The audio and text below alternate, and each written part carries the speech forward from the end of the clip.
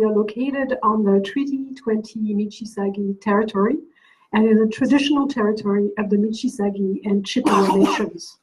They are collectively known as the Williams Treaties First Nations. They include Curve Lake, Hiawatha, Alderville, Scugog Island, Rama, Beau Soleil, and Georgina Island First Nations. Nourish respectfully acknowledges that the Williams Treaties First Nations are the stewards and caretakers of these lands and waters in perpetuity, and that they continue to maintain this responsibility to ensure their health and integrity for generations to come. Let's never forget that we are all treaty people, and as such, we all have a role and responsibility to build and maintain right relationships. I think that before I introduce Graham, I want to talk about why did we want to invite him to come today. Locally, thanks to the work that Peterborough Public Health is doing around food insecurity, we are getting some really robust data on what is happening in our community. And we know that we are really facing an epidemic of food insecurity. Now, you hear me say the word epidemic, and it's all wrapped up in a French accent, and you're going to think, oh yes, again, there they go again, the French, they tend to exaggerate. But actually, I'm not. I think that we are really facing an epidemic.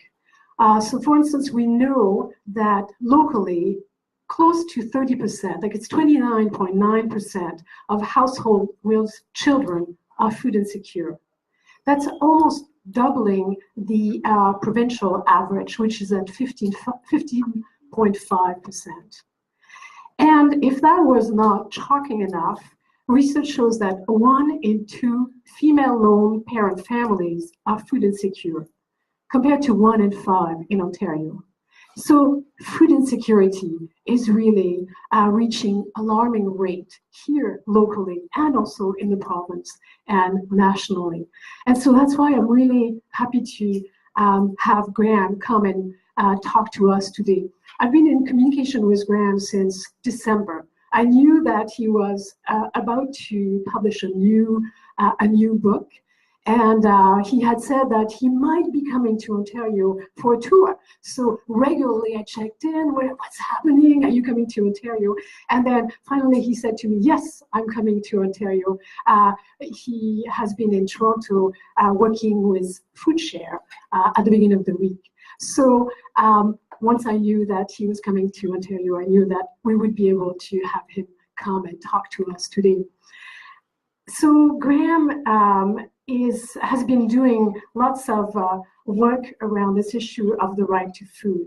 He's an Emeritus Professor and former Director of the School of Social Work at UBC. His research and publications lie primarily in the field of poverty studies, human rights and social policy, with a focus on the politics of hunger, food charity, particularly food banking, and social welfare. He speaks internationally about domestic hunger, social policy, and the right to food. And his most recent publication, the one that we were talking about when we were communicating, is Food Bank Nations, Poverty, Corporate Charity, and the Right to Food. So please join me in welcoming Graham Reaches.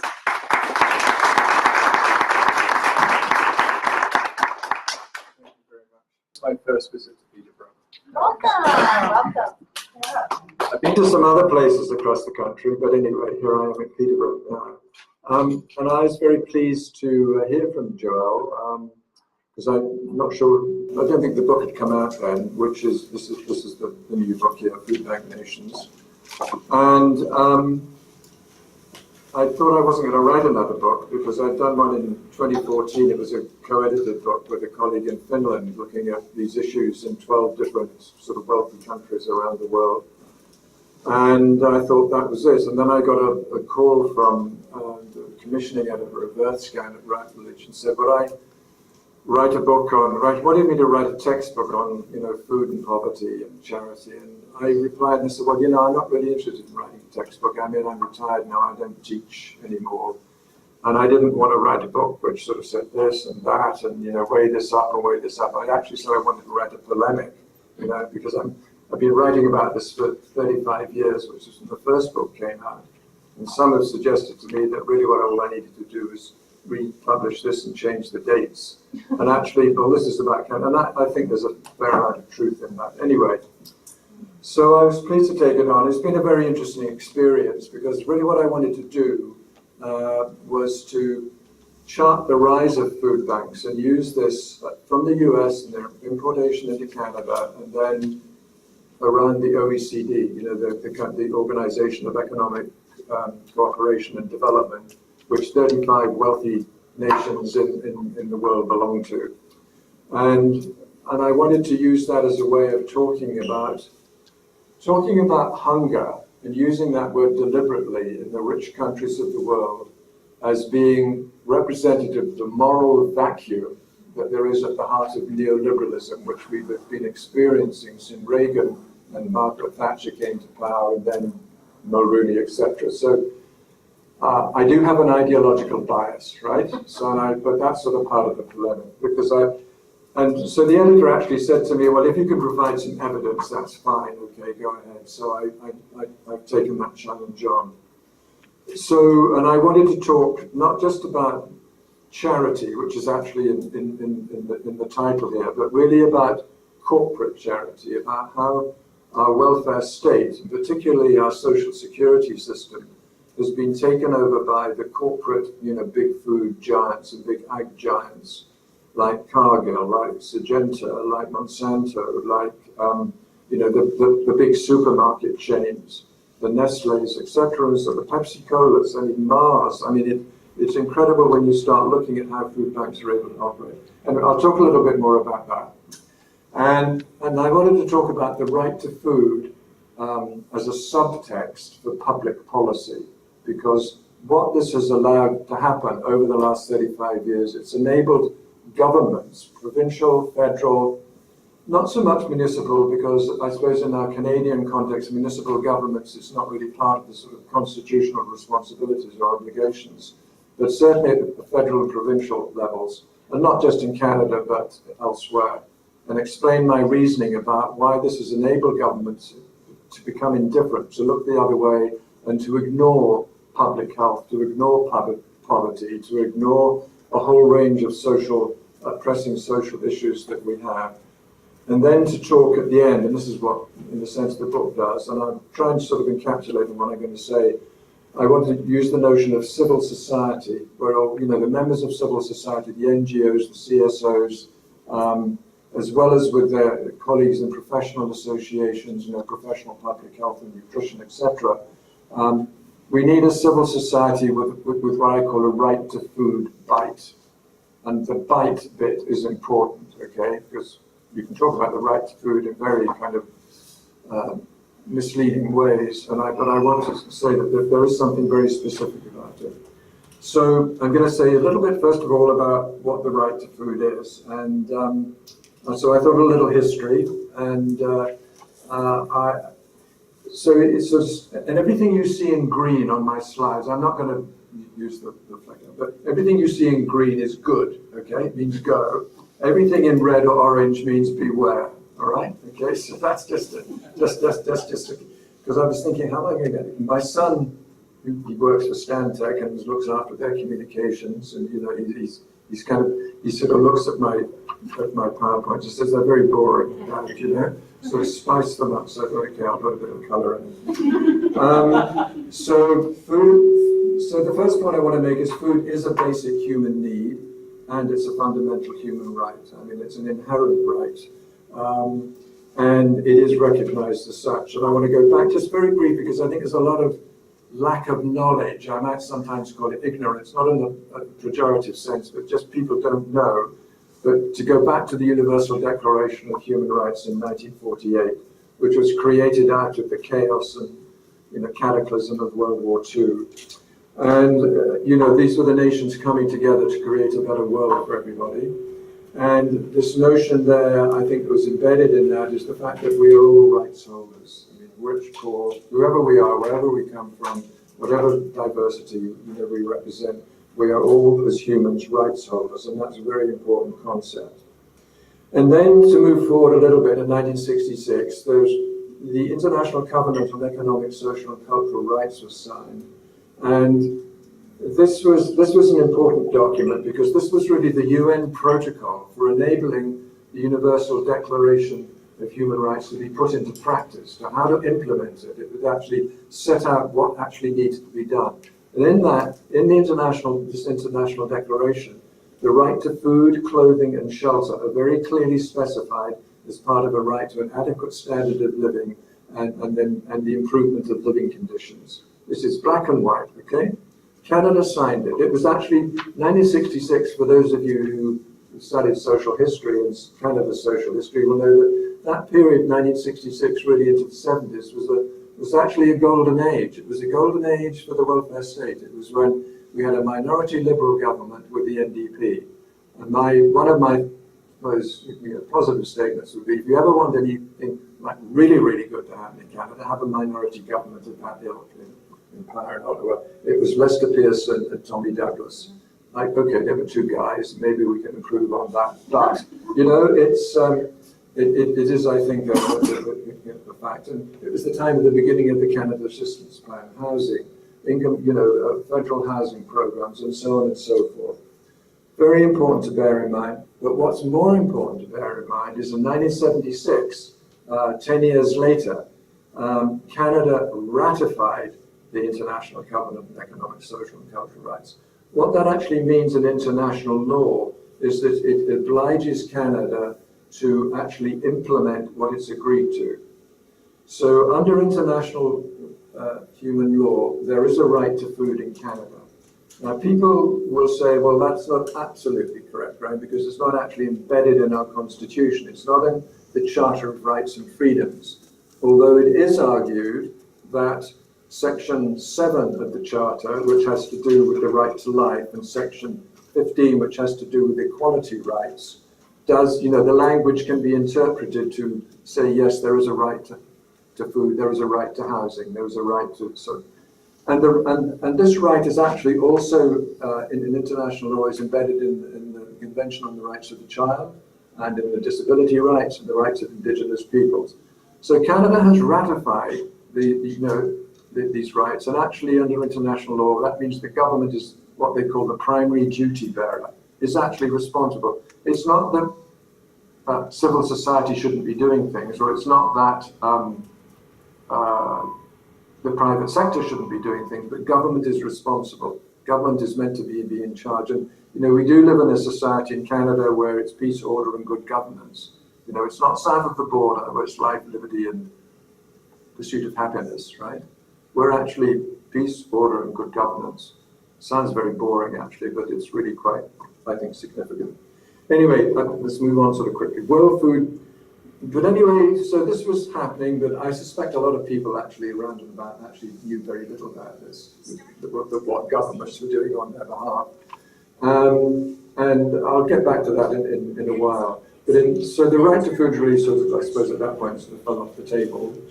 But in 1996, there was a World Food Summit. And at that World Food Summit, there was a realization at the FAO in particular that global hunger, while it was coming down, had sort of reached a point, I think it was about sort of 896 million people were still living below the poverty line. Now we're talking largely here about the global south, okay? But it was also recognized that producing more food, making more food available, wasn't actually necessarily going to solve this problem of hunger and poverty. But really there was a question of access, as how are people actually going to acquire this food? I mean, if they don't have income and they don't have it, or they don't have sort of physical proximity, to sources of food, how is this going to come about? And so that's the point where really attention was given to the whole notion of the right to food. It's when it began to come onto the international agenda sort of more clearly. And in 1999, a panel of UN experts was put together to really clarify what the right to food means in practice, okay? It's all right to talk about it. What does it mean in practice? And I think on the slides up here, you'll see you know, when every man, I won't sort of read it, it's there, but well, I won't be reading it. When every man, woman, and child, alone or in community with others, have physical and no economic access at all times to adequate food or means for its procurement. So this means food access and security for all. It means, as well in the human rights context, people's capacity to feed themselves in dignity. It means producing and acquiring food in normal and customary ways. I mean, the commonplace language for that is we all need money in our pockets, or credit cards or debit cards in our pockets these days, to go into a store like anybody else and purchase the food of our choice. That actually, in a nutshell, is really what the right to food means. If people are dependent on food handouts and going to beg for food at food banks or agencies, that is not the right to food. That is charity, and there is a moral imperative to feed hungry people. I'm not disputing that, but that is not what the right to food is about. But this is, in a sense, what we've become dependent upon. 2000 also was that's an idea about collective solidarity, about, yes, in our society, in Canada, rich, poor, whoever we are, we're together about this, and that expresses this human right. In the year 2000, the UN also created the position of the UN Special Rapporteur on the right to food, and some of you may remember that Olivier de Scuder came to Canada in 2012, pointed out to us in Canada, it's the first visit the UN Special Rapporteur had ever paid to a wealthy country in the world. And you may remember he was quickly and abruptly and rudely, I would add, dismissed by the Harper government and told to go back to Belgium and actually study, food insecurity in Somalia, which of course he has done, and that's all their primary missions are to countries in the south. But he was making the point in Canada, not just about hunger, but about our food policies and our agricultural policies, particularly amongst indigenous peoples who are living in the north, but also indigenous peoples who actually are not included if they're living on reserve in our Canadian food insecurity data. That these were critical issues and that food banks were not actually an adequate answer to this problem. So that was an important development. And then in 2012, in 2002, an FAU actually established in Rome a right to food unit. And when they established that, they wanted to produce a document to assist governments in terms of how they might implement this right. And in 2004, I was invited actually by a person I know at the Canadian Food Grains Bank. Some of you may be familiar with Stuart Clark, and he sort of works on the international scene. And I got in. They wanted a case study to be produced from a wealthy country about the right to food. Does it actually exist? So I was invited to do that with Rod McRae, some of you may know, Alec Ostry, and Public Health, who's at UVic, and Don Bucking at the University of Ottawa. So we wrote this report, this case study on the right to food in Canada. And along with case studies from India and Mali and Brazil and South Africa and Uganda, we met in Rome, and actually one of the end products of that was the voluntary guidelines on the right to food. If any of you are interested, it's very interesting to sort of to go through this. I mean, one of the problems is that they were voluntary. They were voluntary because actually Canada and the states and other countries didn't want to be mandatory. They didn't want to, governments, yes, don't like to be told what to do, but on the other hand, when you make them voluntary, then of course it allows the neoliberal sort of dream to sort of just continue and roll along. Anyway, but there's a lot of sort of important information in that. And also, I suppose, at that point when people, the right to food, this is sort of moving on a bit from the voluntary guidelines, the right to food, is there an international law? But one of the important things about this is that it is seen as a constitutional right. It is seen as what is called a justiciable right. And when a right is not a right unless you can claim it. Right? And so who do you claim it against? Well, in the context of housing, or food, we would be, or adequate income, we would be claiming it against the state. But that has to then be embedded in the Constitution. It's not formally embedded yet in the Canadian Constitution. It is in the constitutions of other countries like Brazil, South Africa, India, etc. So there's sort of some way to go now. So it's contested, it's neglected. But it's not about charity, but it's about obligations. And just to make a point, people will say, well, there isn't a right to food in Canada. Actually, if you look at this document, Canada's Action Plan for Food Security, 1998, by the the Ministry of Agriculture and Agri-Food Canada, and you go to page 2 or 3, you'll see the first two items and their priorities for food policy in Canada. The first one is the right to food, and the second one is the National Poverty Reduction Plan. This was when Paul Martin was actually Prime Minister. So people tell you, no, it doesn't exist. It does actually. It's in black and white in a government document. So that's sort of part of my evidence that I have to produce. Okay, the key words in the right to food, and it's a kind of a mantra, are respect, protect, and fulfill. Have we gone? Yes. Have we changed it? Yes, sorry, I didn't kind of. Okay. So the government is the primary duty bearer.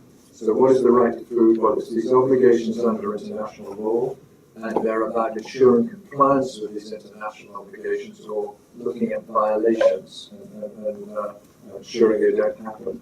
The first two, respect and protect, are really sort of negative obligations, if you like. You respect the right to food, governments do, by not taking measures depriving people of their access to food, which means things like wage freezes, inadequate minimum wages, cutting welfare benefits, denying benefits, etc., and so forth. In Aboriginal terms, I mean, there's a broader sort of question of food sovereignty and the whole sort of area of land, of misappropriation of land and taking over of land and denying hunting rights, etc., and so forth. These are all things the government should not be doing, because if you're going to respect the right to food, you've got to respect people's right to an adequate income or social assistance benefits.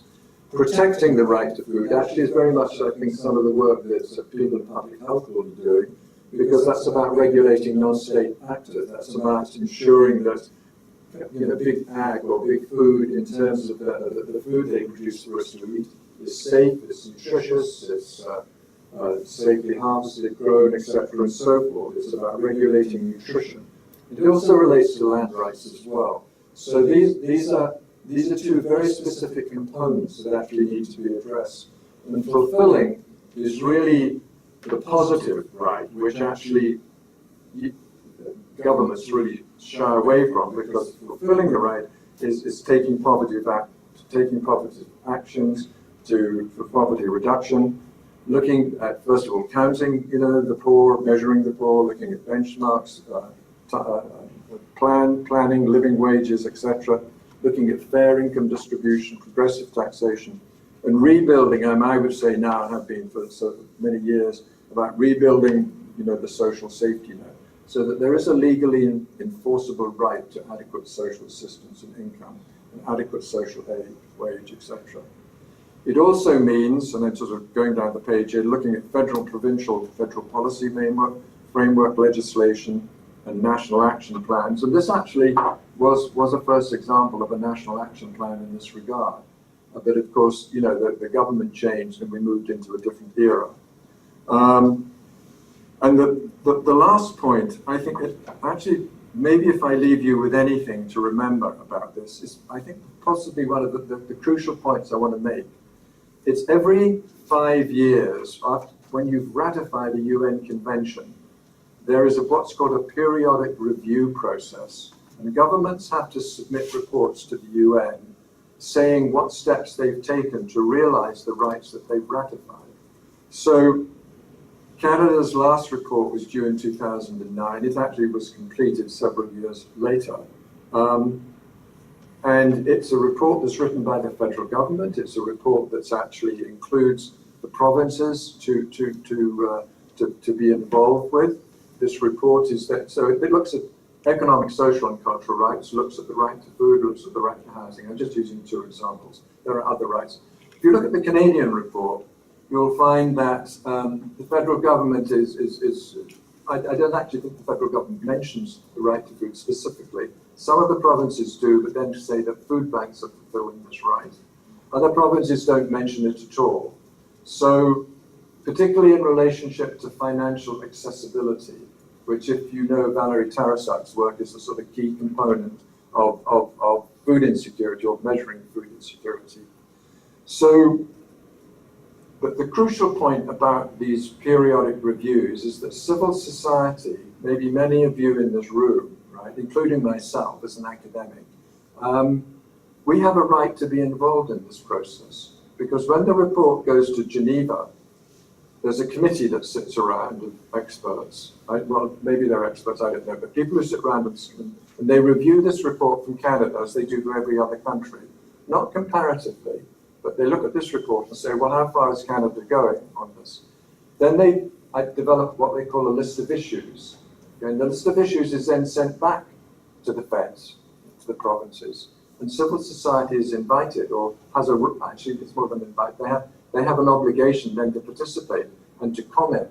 And then it goes back, and then it comes back, and again, civil society has a right at the end to actually comment in Geneva. This actually, has occurred with this report.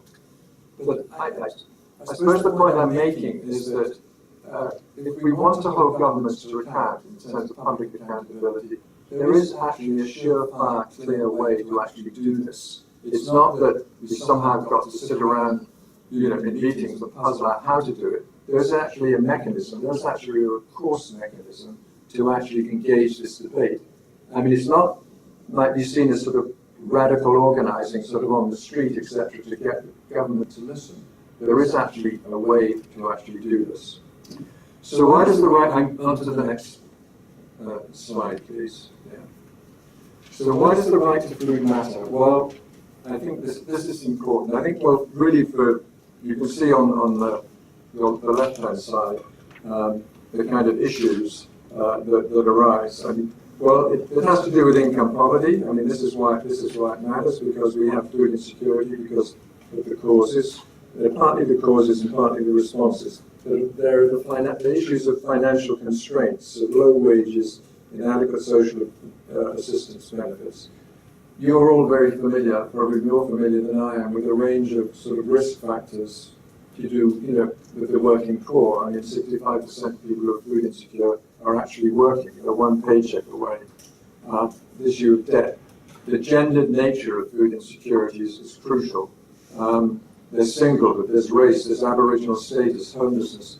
I think we're all very familiar with these social determinants of food insecurity. But this is why the right to food and this debate about public policy matters. Inequality, the wealth gap, unfair income distribution, which actually brings into issues of taxation. The second factor here, which really came out of the book that Tina Silvasti and I edited I haven't got a copy with me, on First World Hunger Revisited, was really about the false promises of economic growth. The economic growth is actually no guarantor of food security. It's a failure of what we call the neoliberal mantra that work is the best and only social policy. That actually is what has been preached in clear ways and in not so clear ways. And I can just hear Christy Clark actually at the moment in BC, and Gordon Campbell before her, talking about working families. And it's all into work, it's all into that. But we don't hear about the other aspects of, childcare. We don't hear about other aspects of affordable housing. We don't hear about the other aspects of adequate wages. Or when Gordon Campbell came to power, what did he do in 2001 in BC? He cut everyone's income tax by 25%. Well, who do you think benefits from that? And then years later they say, well, we haven't got enough money to do the things that you're asking for. That's what neoliberalism is. And this is, so there are these false and the promises of economic growth. So these are sort of very critical issues. Polarizing labor markets, good jobs, bad jobs. Joel and I were talking over lunch, because I was asking why is Peterborough sort of high up here in the stakes, in terms of food insecurity. And apart from, I understand the sort of inaffordability or the lack of affordability of housing, and it's the whole question of precarious work. People having 2 or 3 jobs to try and make ends meet and probably still not being able to do that.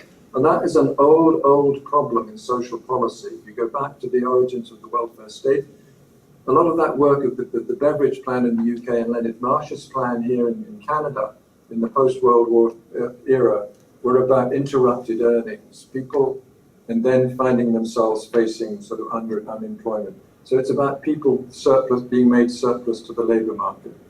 So those are kind of like causes, if you like, but I think there are a couple of other factors that come into play here. And this, for me, over the years I've been looking at this, has been about the social construction of hunger as a matter for charity. And it's about the rise of US-style corporate food banking. It's about sort of taking the politics out of hunger.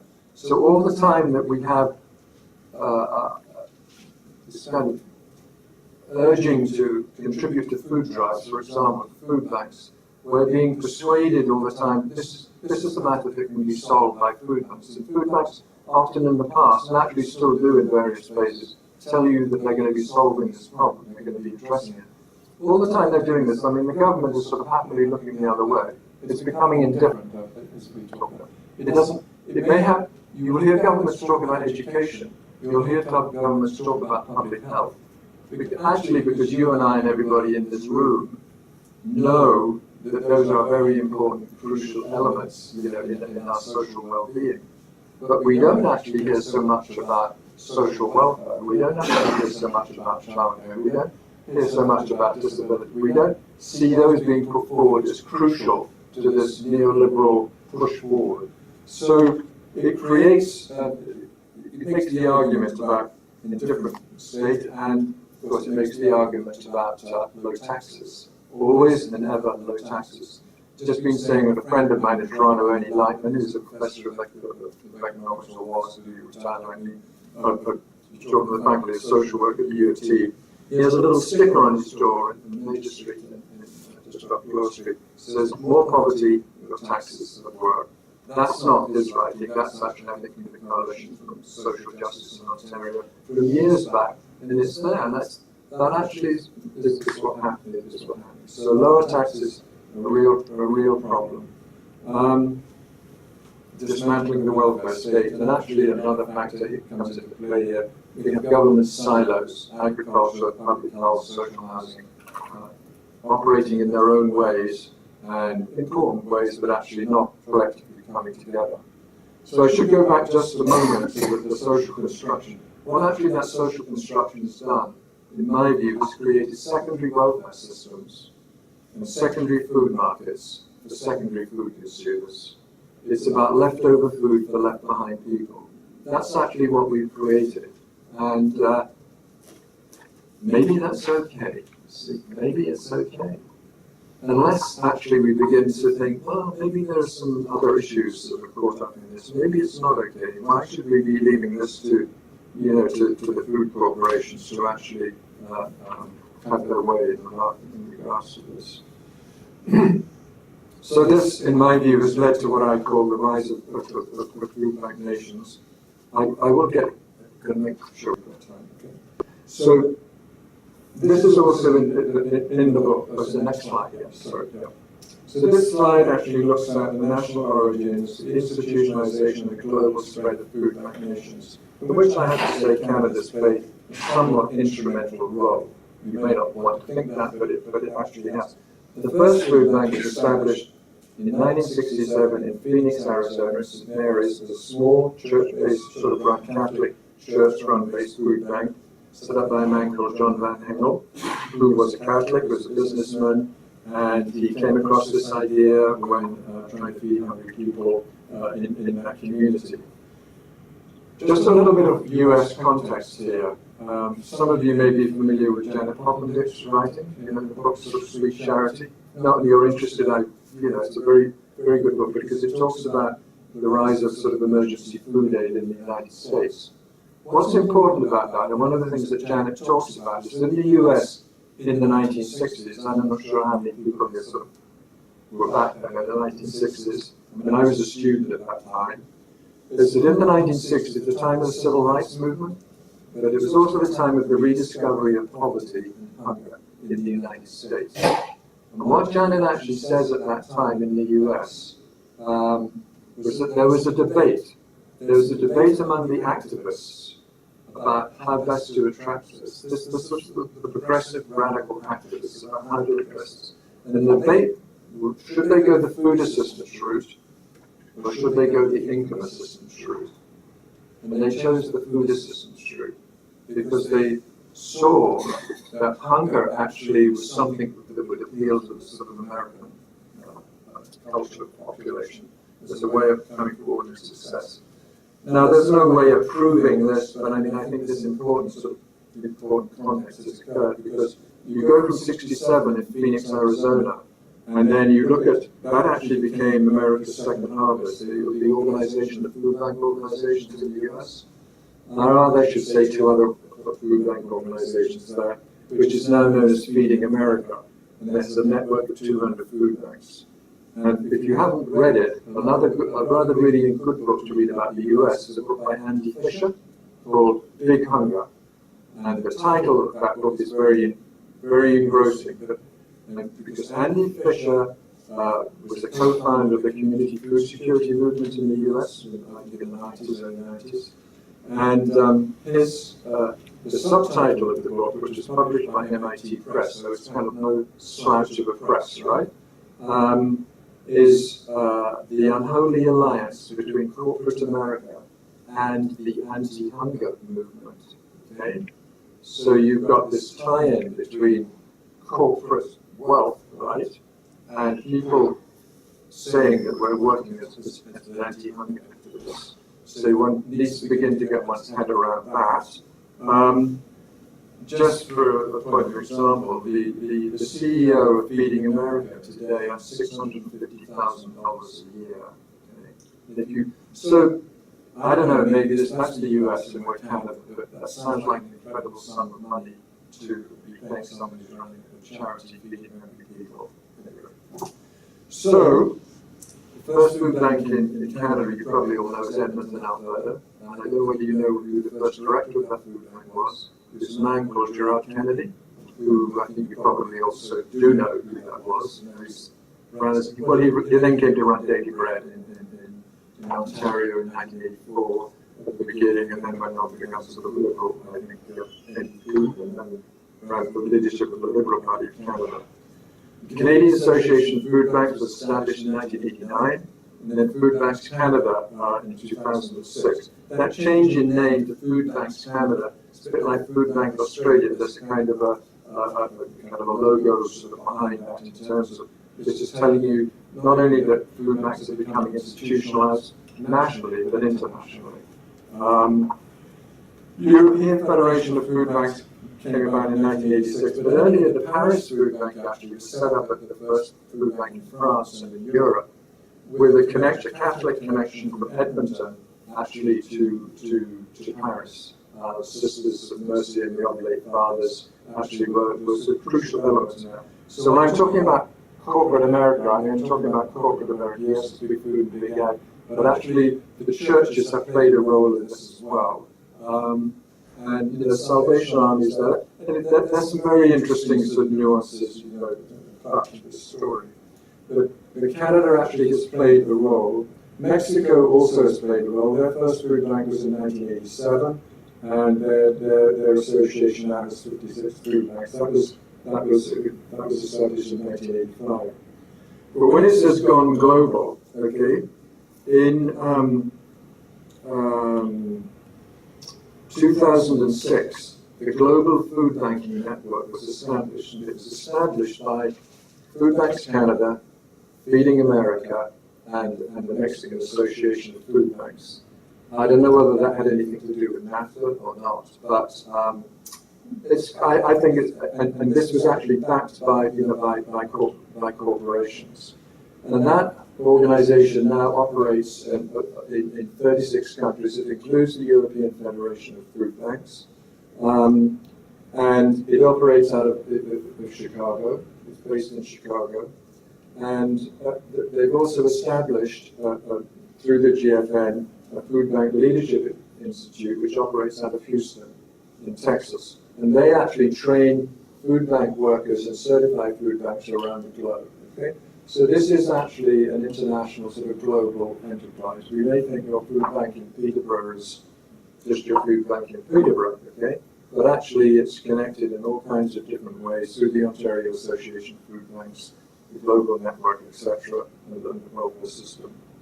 So Between 1967 and 2015, I checked this after I was sitting there in Kuala Beach, where I live in Vancouver Island, phoning people sort of around the world, talking to food bank operators, finding when was your first food bank set up, and where's your organization, and that's the sort of chart in the book. And what this actually has talks to me about, and actually these are the kinds of debates that are occurring in Europe. When I went to a conference a couple of years ago in Germany, it's called the parallel charity economy. It's the kind of the shadow economy that actually has been created, the shadow charity economy in terms of addressing local needs. But I would argue as well that, can I next slide please, that it's been corporately captured by big food and big agriculture. This is yeah, it's okay. It should be mostly in red. Okay, yes it is. Okay. So this actually shows you today, I'm just using one slide to depict this, is the people who sit on the board of directors of Feeding America at the top. There are 5 food bank representatives from around the States. Yes, Conagra, Kroger, Mondelez, Mars, Walmart, Pricewaterhouse, etc. These are the corporations, okay? You begin to think about these people sort of running this charitable organization. And then they have I haven't made this up, this all comes from their own information, okay? The sort of the donor honor roll, the visionaries, the leadership, the mission, and these are all the major corporations that actually give to and help and support food banking in the United States. And then the celebrities, I've just included a few of them there. Some of them I must admit I don't know, but others of you might. But there's a long, long list of celebrity fundraising. There's organizations like the NFL, the National Football League, and their Title Hunger program, Major League Baseball,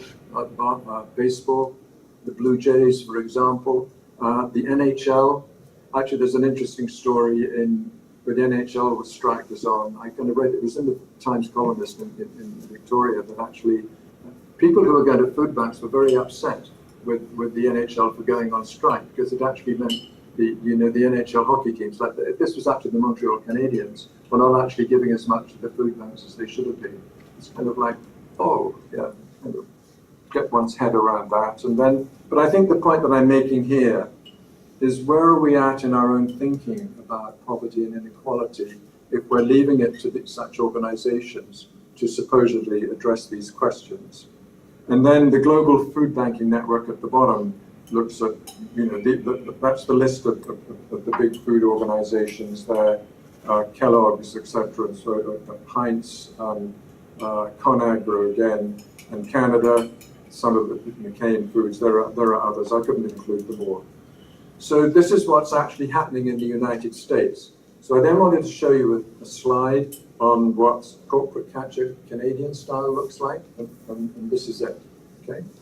I thought the easiest way was just to put the logos on the board. These are the logos from Food Banks Canada, okay? These are running the food safety net in Canada, the food safety net for our supposed social safety net.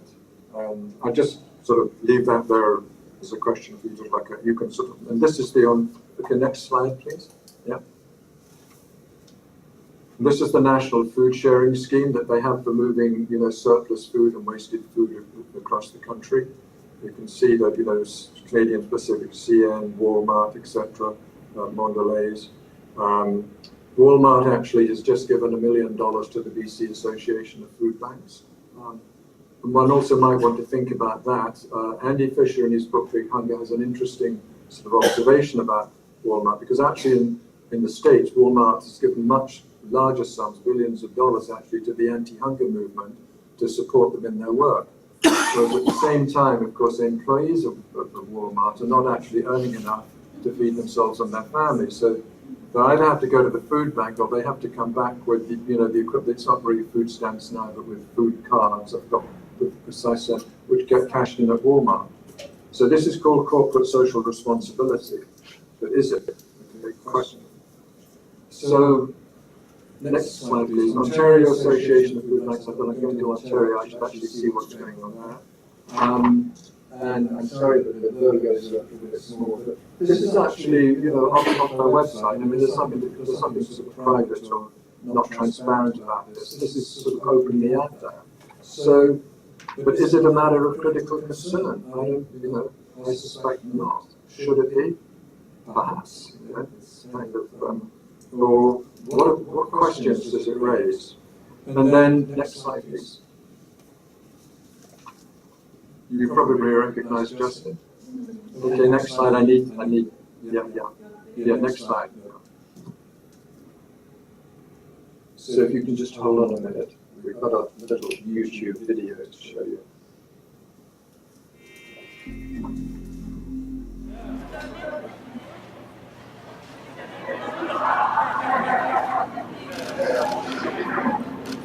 This is at the Montreal Moisson Food Bank 2 years ago.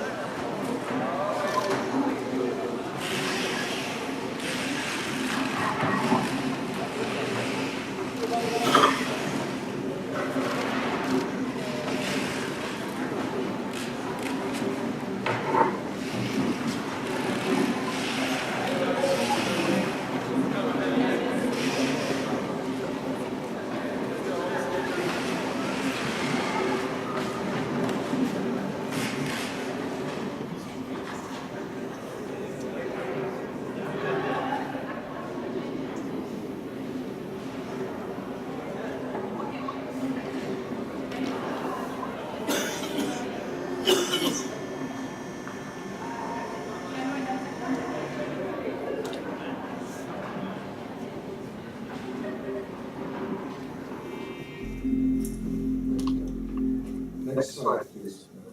I'll just leave that there. Maybe we can talk about them in a while. The point I'm wanting to make there is really about public accountability. To answer that question, if the government is the primary duty bearer, this means this is our new social policy, which is officially endorsed by the Prime Minister. You notice in that there's no handing out food to hungry people.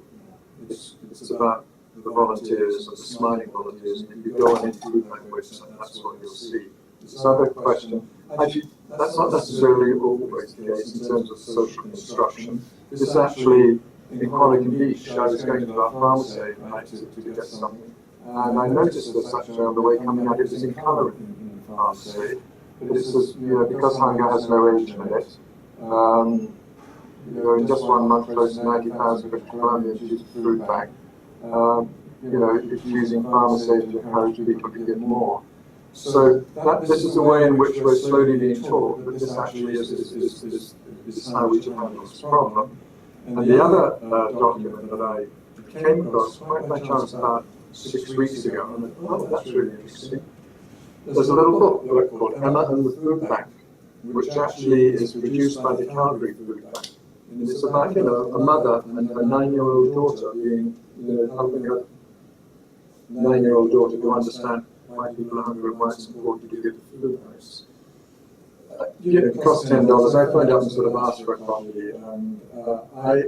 Because I just think that, of course, you know, the children should be taught to be concerned about others. I mean, I sometimes wonder about 9 years old. I kind of believe that children should be allowed to be children before they take on the weight of the world. But this is how this whole debate is being constructed, and we've come to believe that this actually is the way that we should address it. So I've got 2 final slides, okay? Sunny ways. So in the book, when I was thinking about where to end up, because when you write a book like this, at the end people will say, well, what are you going to do about it? Well, so what's your answer? And I think that's important, but I thought this is about 35 countries. There's no way I know what the answers are in 35 countries. But there do seem to be some themes that run through this. One of these has to do with the whole idea of solidarity, because if you look at the sort of early work of the food banks, and you look at some of them today, I won't say all of them, but they will be talking about sort of acting in solidarity, you know, with the core family people, that we're on your side, we're in this together. In the 2014 book, there was a very interesting chapter written about the rise of food banks in Spain by an academic at the University of the Basque Country, Carlos de Niño, who wrote about the whole idea of uncritical solidarity and how food banks had this alliance between the corporate sector and the food banks and charity that created this sense, yes, of solidarity, but it was really uncritical because no one was asking about the problems that actually were creating this issue in the first place and what needed to be done by then. And I think that this is important. So to me, I have to sort of take the argument forward and say, well, what is the idea of solidarity? I mean, that's an important notion. So I sort of looked at the sense of collective solidarity.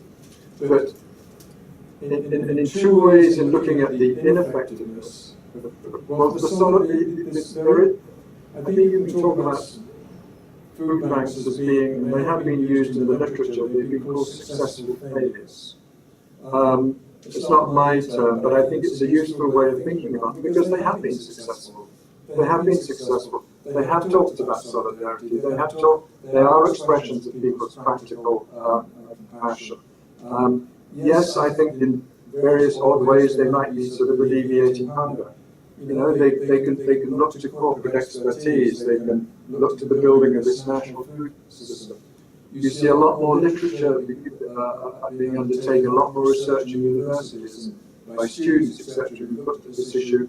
And often I get sort of press about sort of building bigger and better food banks. And I used to get this in UBC from students, you know, because there was a hunger on the campus. I mean, there were food banks on the campus. Why is this happening? They say, well, you know, we want to have help us with this. And I said, well, actually, that's not what I'm interested in. You know, you should be on the streets complaining, sort of outraged about the high fees you're having to pay and the fact you're building up this mountain of debt, which means you're going to be impossible for you to climb into the labour force and actually contribute to the economy. You want, you know, and build a life for yourself. So that's food banks doing this. And maybe the next point, the win-win for food waste and hunger. The main driver of food banks today is the food waste argument. We look at this, I look at this in this book, the whole food waste notion. Global Food Banking Network says food banks are the link between food waste and hunger. So here you have food waste, which is a symptom of a very dysfunctional agricultural food system and corporate food system, overproduction, oversupply, over-ordering, then blaming the consumers at the end of the day for all the stuff that they produce with all the plastic packaging, right? And we're then expected to clean it up when it's really an upstream problem.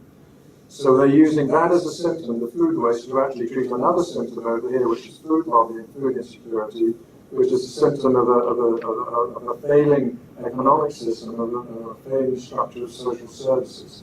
But that's actually the language. And of course, those are powerful arguments, you know, they make a lot of sense. It sounds like common sense that this is actually going to sort our problems. So we have, yes, committed volunteers, people are doing their bit, and they have public legitimacy. So that's why I was kind of really excited actually in Toronto yesterday when I was talking to Food Shed, because Food Shed is a big organisation, it's got a lot of, $6 million worth of, you know, of entrepreneurial activity. But if they have a lot of public legitimacy. If they actually want to begin to turn this debate around, I think that's great.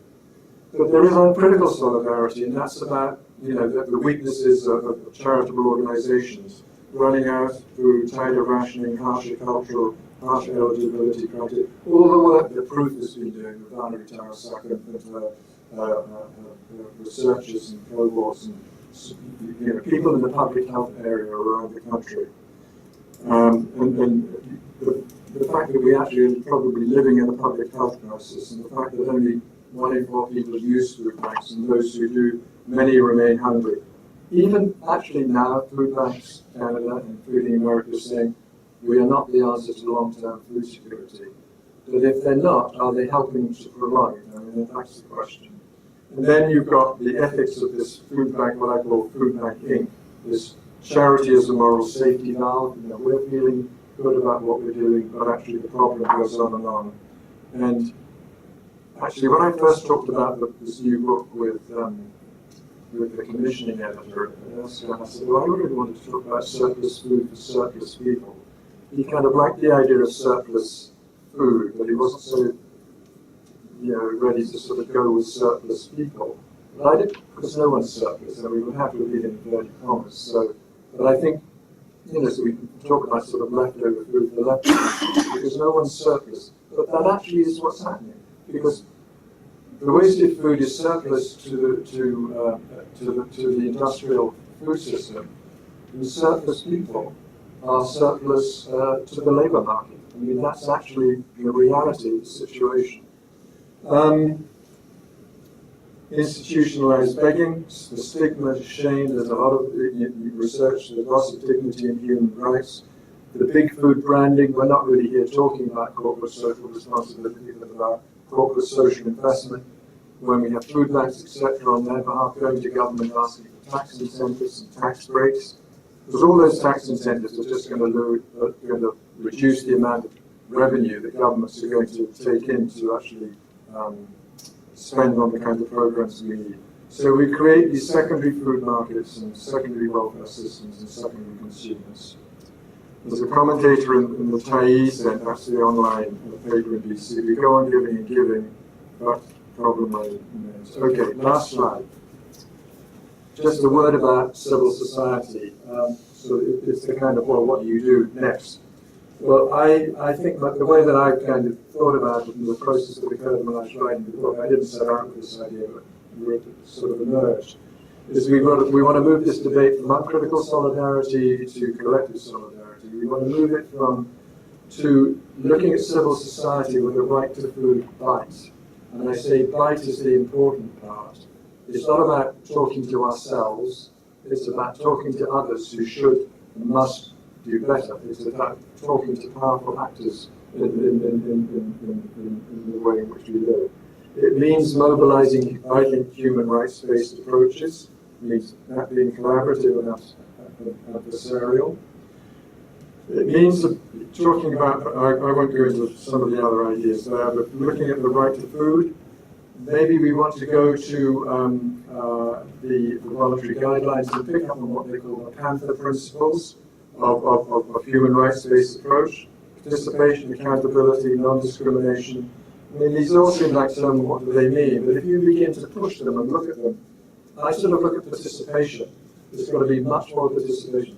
And the question of accountability is absolutely crucial in terms of the governance, in terms of government in the state. Yes, federal and provincial action plans, evidence-based. When I was in the UK in 2014 at City University, there was a reporter from The Guardian sitting there, sort of listening to talk, and when I finished, he said, "Look, imagine you were David Cameron." Okay, this is a sort of former UK Prime Minister. Then you were sort of, what would you do about, what would be the first thing that you would do about food insecurity? This is in the UK. I said, well, the first thing you need to do is to count the poor, is to count the food insecurity. Actually, Canada has done very well in relationship to that, and so has the US. And so people like Valerie and Elaine, others, are key players in this argument.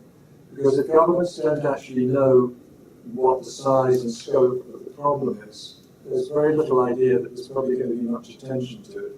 Yes, having the evidence doesn't necessarily mean that people will listen, but actually you've got very good basis for going forward. So that collection of data is absolutely essential. It means links up between civil society, and the university. It means connecting the dots. Now, I would say it's connecting the dots in public policy between income security, basic income, food policy, public health. I mean, I can bring that up very quickly, and obviously it's a lot more difficult. Indigenous partnerships and so forth. But in civil society, we need to connect the dots. You see, I think it's very easy to say you should do that over there, but I actually think within the food movement, the dots need to be collected, because there's a sort of, I think some aspects of the food movement don't actually see this income-based approach actually as being one that's really important. And really what's really important is the food system and its availability and production and the creation of self-made, safe food, nutritious food, which it is. But that doesn't mean to say, but if you want people to have access to that, in our market economy, people need income in their pocket. So those, and there needs to be joined up, I think, between housing, I would say, if I listen to what you're saying about Peterborough, the right to food, the right to housing. It seems to me they go together. I mean, they go together under the same international covenant. They go together if you want to go on to the next move, which is the UN 5-year periodic reviews. You know, Nourish, YWCA, Peterborough needs to be at that table saying what needs to be done, face to face with the feds, face to face in Vancouver, joined up with, you know, the groups from housing in Ontario. This is the whole group at the bottom, you know, I was thinking of a group with the speed. We need to be looking at the optional protocol on economic, social, and cultural rights. That's such another aspect of the UN Convention, which is about the right of individuals to make their complaints heard. Canada has yet to ratify that. That's another task that could be taken. The Liberal government in Ottawa has put the court challenges program back on the table in Canada. That's something else that could be addressed and taken up to take matters to the Supreme Court. There's a lot of education that needs to be taken on in terms of civil servants in the federal government, the provincial government. When you sit down and you read those reports, you quickly realize that people do not have any understanding or idea of what is generally going on in the human rights area. And you know, you need your legal friends and allies in civil liberties and social rights organizations to actually be partners with this. And there's a whole idea about public education. And finally, I guess, listed at the bottom, you know, Nourish Peterborough, and all maybe your sort of possible allies in this context. And I know some of you, you know, you are working with them, but I just thought I would try and sort of think off the top of my head who they might be. The Social Rights Advocacy Centre, Put Food in the Budget, the Ontario Society for Nutrition and Public Health professionals, Canada Without Poverty, Food Secure Canada, Civil Liberties, the Income Security Advocacy Centre, etc., and so forth. Freedom 90, the volunteers, Kairos, and Food Share in Toronto. I think that's great. Has the potential to become a major force moving forward. And lastly, I'm not Scottish, but I just want to sort of recommend that you actually Google Nourish Scotland, because is a powerful NGO, CSO in Scotland, based in Edinburgh, which actually does work very similar to your own and to Food Share in Toronto, but actually has the ear of the provincial of the Scottish government, and they have actually put the right to food sort of centrally into their work, and I think this is very crucial, because if you want to change the conversation. And when I was at there was a international conference there in 2004. And I'm just going to finish, because what really amazed me was the Deputy Minister for Food and Agriculture got up at this conference from the Scottish government and said he was ashamed of food banks. And that's the first time in 35 years that I actually have heard anyone from government actually express really opinion for or against. But I mean, because normally if nobody says anything, it's kind of like, let it all happen. And then actually the Municipal Council of Fife, but their councillors actually got up and said the same thing. So I think it has the potential to be a driving force. And actually the last document that I've got here is a little document sort of called Knowing and Claiming Your Right to Food. This actually is from South Africa. But it might be worth sort of looking at and thinking about. You know, if you talk about it and put it out there, people who maybe this happens already in Ontario. I don't know. Maybe the legal aid clinics do this, but I think from a health perspective, you know, it's actually quite an important sort of little document. Something just to think about. I should stop. Okay? I'm sorry.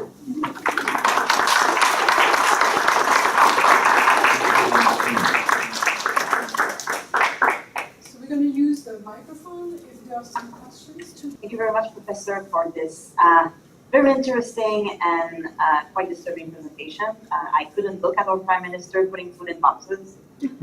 It's just awful. So I'm a historian. Do you have a historian question? You can try me. I may be able to answer it or not. Okay, so 1976, Canada signed the covenant. And 1981, there's the first food bank in Edmonton. So what do you think is the role of the 1970s economic crisis in, first that willingness to be on board with human rights and the right to food, and then sort of dropping the ball on food security? Do you think the 70s crisis have lots to do with that? I think it's maybe, there's a wonderful lecture by Louise Arbour, maybe familiar with, okay? I think it's from a speech. Louise Arbour, for those of you who don't know, is a former member of the Justice of the Supreme Court of Canada, who later became the High Commissioner for Human Rights of the UN. She gave a speech in, I think it's 2001, when she was talking about how Canada had very reluctantly signed the International Covenant on Economic, Social and Cultural Rights in 1976. It wasn't that Canada went in there gushing and they was happy to do it. There was a lot of pressure on them not to do it. I said sort of earlier, there was Lester Pearson, there was the Liberal government, and that being pushed by the NDP. And I think, as a historian, you probably have to go back and look at what those debates were like at the UN at that time about the ratification in 1976. Because I suspect that there was also then a certain reluctance, but there was a sense that they should do it because other first world nations, were coming on board, the Swedes, etc., and so forth, and Canada needed to stand up. The UK actually had a Labour government at that time. Jim Callaghan was the Prime Minister, and they actually ratified that convention at the same time. But if you say to me, well, what's the relationship between that and 1981 when the first food bank occurred? I'd probably say very little, because maybe the more interesting question is what about the Canada Assistance Plan, which came into being in 1966. The Canada Assistance Plan lasted for 30 years to 1996, and that was the plan in the 1960s to bring together, to try and coordinate across the country all the provincial social assistance programs and to put some clarity into them. And the federal government came to the table. And for every dollar, for every 50 cents that the province, like Ontario, would spend on social assistance, the feds put in 50 cents. Naturally, it was at the discretion of the province, it was at the discretion of the provinces, so the feds actually had to follow suit. And there were certain criteria sort of established at that time, which had to do, they weren't sort of very up in front, establishing clearly a right to food, but there was a right to appeal. There were rights to move from province to province and actually still be able to claim the same benefit. There were a couple of others I kind of forgot them, but maybe you do. But I just recommend not having to work for. Yeah, not having to work. That was actually a critical question. Because what came later was the work programs, which then became very problematic because there wasn't enough work. So that was a very forward-looking program across the country. And there's federal housing programs. There were family allowances. I came to Canada in '74. I remember family allowances, and they were paid to the mothers. They were paid to the women in the family because they were assumed to be, and were probably correct, were the ones who were going to look after the children or make sure that their welfare was okay. So that was a sort of national, I suppose, universal program. So I think that's actually the debate going on at that time. I think was progressive. It was forward-looking, but it goes back. When I first heard of food banks in Regina in the early 1980s, I went down to the food bank, which had been established, to talk to them because I just wanted to find out what was going on. And there was a man there who was the chair of the food bank. His name was Alvin Anderson. He'd been, born in the Great Depression. He kind of lived through World War II. He was a farm boy, sort of originally. But I think he'd been to the School of Agriculture in Saskatoon at the US. And so he'd sort of become he's a sort of valuable member of society. And he said that he was a born CCFer, right? Tommy Douglas, and he said, you know, we should not be doing this. We in BC at that time, Grant Devine had come to power. Grant Devine, I think, came before Mike Harris. And Grant Devine came to power and said, you know, he was going to strip the province of socialism. I mean, that's a bit of a stretch. We actually had socialism, but we had a very good form of social democracy. And actually, I should say that when he left government, half of his cabinet literally went to jail for what we shouldn't have done. But I think that, but what Eldon was saying is, you know, after World War II and that crisis, and the soldiers returned home and the women sort of having to come back from the factories, and, you know, there's an impetus on creating families. I think everyone had been in something together. And so there was that sense of collective solidarity which created this welfare state. And I think that was still an important part of the discussion back then. But I think that's all forgotten historically. See, the work of the historian is so crucial. I mean, if we look at the day's problems, and then it's not that these are new in some ways, and some of them are, but I mean, not having enough money in your pocket is not a new problem. So how did we look at this in the past? I mean, that's what the history comes in. And maybe we actually did do some things in different ways, in better ways, in more progressive ways. But I think younger people actually really need to understand that. Anyway, so I don't know if that addresses the question.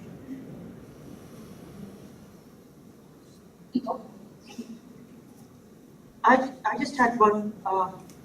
With all the big names, like at the international level, how does that help the food bank structure at all? Like, how do different groups help each other on an international level? What do you mean? Which big names? The corporation here, or? Well, just why even organize at that level? Why organize internationally? Yeah. In what way the bank of the States?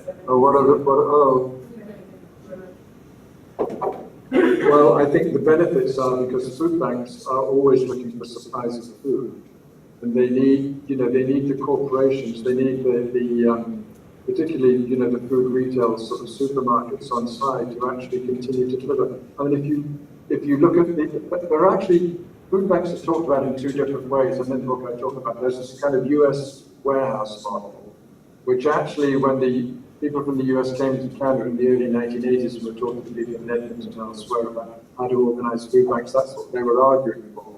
So you have those kinds of food banks still there today, and that Moisson Montreal where Trudeau and Sophie are, I think Salt is taking it themselves, you know, and you can see that's a big warehouse model. Well, that is actually telling you that an enormous amount of food is actually required to actually keep the food bank industry going. So that's why you need the big name players. And it is about branding, it's about showing that, you know, because the food industry gets a lot of criticism from a lot of different quarters, and this is one way which says, you know, they're indicating when they're doing good, they're doing, and they are actually part of solving this food waste problem. However, there's a table in the book, which I didn't include today, which actually looks at food waste and the issues there. Actually, in Canada, the proportion of edible food waste that the food banks are actually, the food industry is distributed to food banks in Canada is only 10% of 1% of all the food that's wasted in Canada, which is the value of 31 billion. And if you look at the US, the data shows it's about 3%, right? If you look at Europe, it's about 1%. Now, there's a fabulous sort of researcher at the Toronto Food Policy Lab called Belinda Lee, who was really very helpful to me in sort of constructing this data, right, and putting this table together. She said, well, you know, Graham, you can put that in the book, but of course people will say, well, there's always some even more food waste that actually can go to the food banks. I said, well, yes, that's true, but it's also telling you that food banks, when they claim that they're dealing with the problem of food waste, it's a false argument. It's an incorrect argument. It's nowhere near to that. I mean, given that the problem is actually way up there. I suppose if I could just continue. I know so you have a question. Somewhat related to that, actually, you mentioned that somewhere up the hierarchy of who contributes to the people who contribute to the okay, were Loblaws and Walmart and other similar corporations. Yes. So these are, of course, companies who have had a class action lawsuit ongoing for price gouging people with fixed bread pricing, and another company where about 20% of their workers are on food stamps. So how much of this do you think comes from an ulterior motive that benefits them, profit-wise, to contribute so much to the food bank nations, as it were? Well, I suppose I could answer that in two ways. I mean, one way is that to be charitable towards them, maybe it doesn't come from an impulse of, higher profits, etc., but it is an impulse of goodwill that inadvertently or as an unintended consequence, they are actually benefiting from it. Or one could argue that it's, given the corporate expertise there, and these people have been through business school and MBAs and everything else and know how the economic market works, that they do actually understand from the very beginning that this is good for business. The academic in South Africa who wrote this chapter is Professor of Agricultural Economics. And, she kind of knew what she was talking about. And I think that's, so when she talked about this is really a form of corporate social investment, it's good for business. So in South Africa, what was happening, or what she explains to be happening, is in the big cities. Yes, there are food banks, etc. But what the companies are doing, are they taking their food and actually, from the big food corporations, through the food banks, and then making it available in rural communities. Well, once you do that, you undermine the rural food economy. I mean, it's kind of, and so who's benefiting? It's a question of who's benefiting and why. I mean, that's the question I think to ask. I had a very interesting conversation yesterday actually with Harriet Friedman. I met her sort of off and on sort of over the years, but never sat down and had a conversation. One of the things actually we did begin to talk about, because I was asked at the food share meeting, well, what about corporate social responsibility? How are you going to get the companies to be corporately social responsible? This is what you're saying. And we talked about that at the food share meeting, and I said, well, I think maybe, if they're going to be corporately socially responsible, they're first of all going to pay their wage, they've got to pay the people who work in their industry an adequate wage. And a little story from Quality Beach, from our Quality Food, which is the supermarket in Quality Beach, in a little community town of 9,000.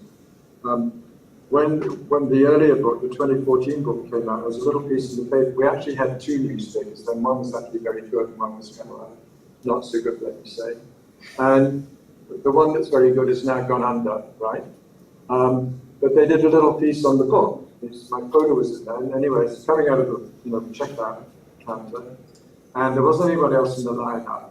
And the cashier says to me, and it's a woman, she says to me, "Oh, you're the person who wrote that book." And I thought, okay, what's the next question? And then we have this conversation, and she's telling me that she's working in this, in the supermarket there. She's had 2 or 3 jobs. She's not making enough money, and she's having to go to the food bank. That's just a little tiny anecdote of what we know the data is telling us. So if they want to be corporately socially responsible, pay your workers, a living wage. That's my response. Yes, maybe food prices will go up, but cheap food is not an answer to the food bank problem. It's not actually an answer to any of our problems, because all those external costs, are then borne by others in the society. And then we don't have enough taxes, because we're being told. Your mention of giving food into rural communities. Okay. Prompts me to ask, and because you've focused on the international picture, the federal picture, if there's anything that local businesses and local agriculture can contribute specifically to food security, and I also include municipal government. Well, contribute to the issue of hunger and food poverty? Yeah. Well,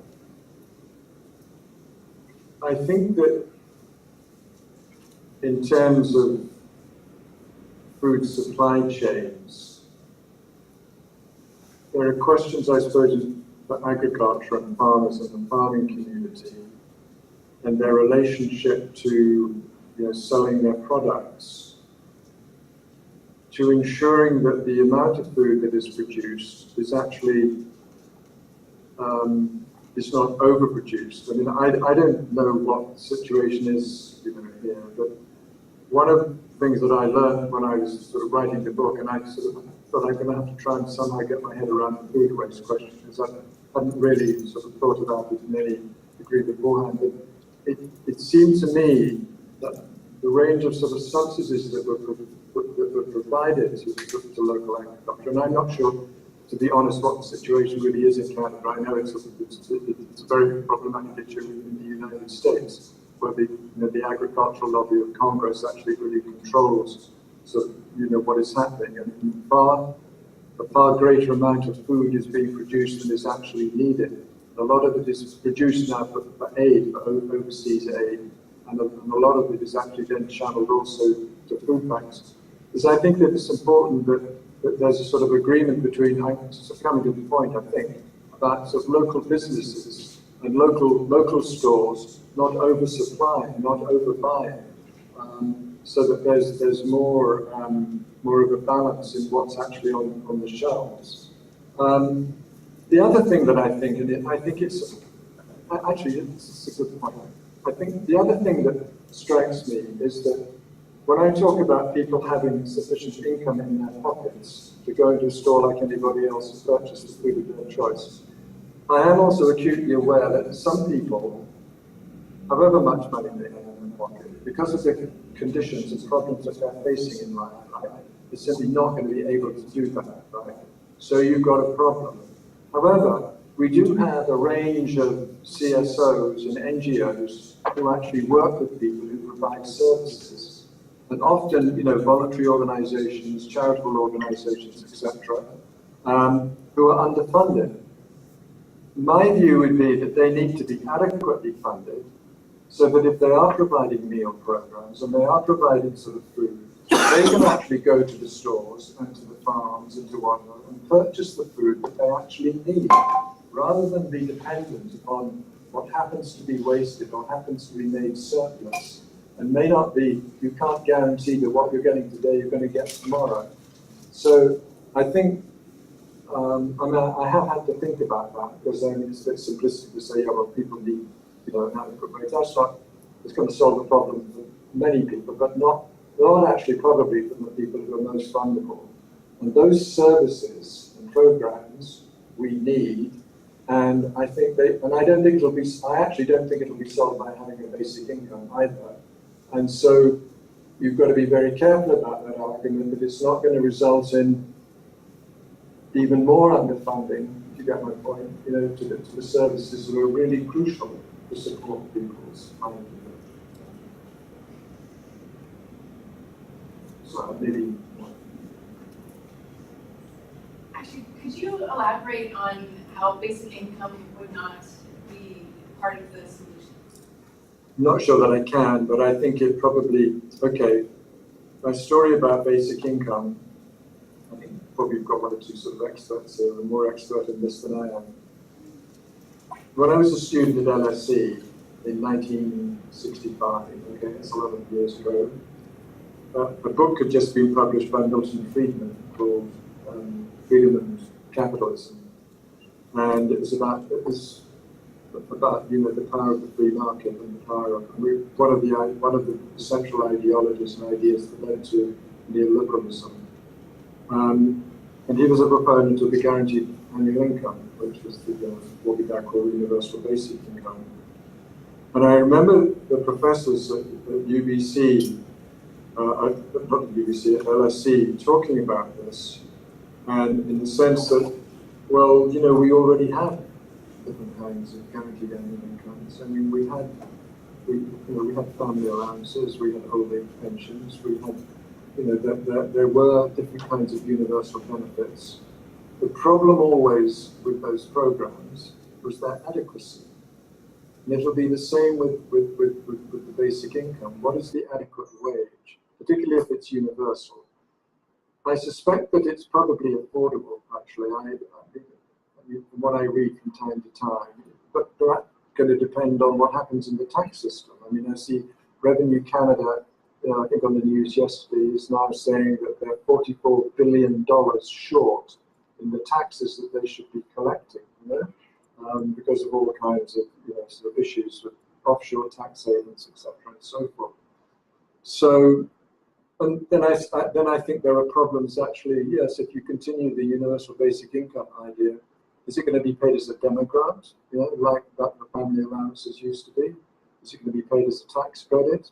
What's going to the take-up going to be? I mean, again, you look at benefits today. I mean, there are certain elements of that view by universal basic income in our current structure. But for some people, maybe many people, the people who are probably food insecure, the take-up, they don't know what their rights are. They don't have anyone at the sort of right-hand side to go into the claims office and actually making sure they get the benefits that they're entitled to. So there's a whole structure of services there that are actually needed. Would we rather have our volunteers in the food bank, right? Or would we rather have our volunteers as the accountants actually going to bat for the people who actually need the income? But I just think there's a way of, I don't think I probably answered the question about UBI sort of satisfactorily, but those are some of my thoughts about it. Because I don't think there's a quick fix. I don't think there's a panacea. There's not something that the right to food is not a panacea. It's just a reframing of a set of issues so that you can begin to ask different kinds of questions and come up with maybe more effective as well as progressive solutions. I just want to give you a little snapshot of food waste. You referenced to 2014 report, it states $31 billion worth of food is wasted. Yeah. Using numbers from that report, it states every Canadian wastes on average 400 pounds of food in a year. Yeah. So locally that translates. City of Peterborough 2016, 78,700 people, you times that by 400, 31,480,000 pounds of food. The County of Peterborough 2016, 55,800, you get 22,320,000 equals 53,800 pounds of food. Put another way, that's 1,055 garbage trucks going to the landfill wasting food. Yeah. A year? A year. Okay, so here's my my sort of intellectual response to that, because I agree it is a huge problem. What I would like the people to do, and the experts who are engaged with this issue, is to think about how are we going to solve that problem or deal with that problem so over the years so it can be reduced without sending food to food banks. I mean, I just as an intellectual exercise, I don't mean, because I think if they can rule that out of the equation, if you look at the Environmental Protection Agency in the US, which is the main organization responsible for this, they have their number 2 point, the actual giving, sending food to the food banks. But there are other ways of actually handling food waste. But I suppose in the first case, it's got to be prevented, Well, and that actually, I suppose, comes back to a question of, food production and rural food production and what goes into the stores and what's available. In the book, I found actually some of the things that Pope Francis has been saying about, we live in a surplus society. We live in a society which, the problem isn't really one of poverty. The problem actually is one of affluence. The problem is overabundance, it's overproduction, overproducing. And so I think Francis, and actually the former Pope, I'm not a Catholic, but I kind of look, because I saw, the Catholic trend in the early days of food banking, and I went, so what's the Pope got to say about all this? And he's arguing the case about public policy. He's putting it forward. He's saying, governments have actually not been doing what they should have been doing and policing and regulating this, as they all say, apart from the US. I mean, the problem in the US is because they haven't ratified this convention, they have no way of actually formally holding their governments to account for what it isn't doing or should be doing, right? And I think that's critical. But then if you look at Canada, maybe the US is more honest and we're actually dishonest. You know? Maybe we've signed it and then we do this. The US hasn't signed it and does this, right? But we're actually perhaps more culpable. I don't know. Yeah. Oh, yes. Yes. Yeah.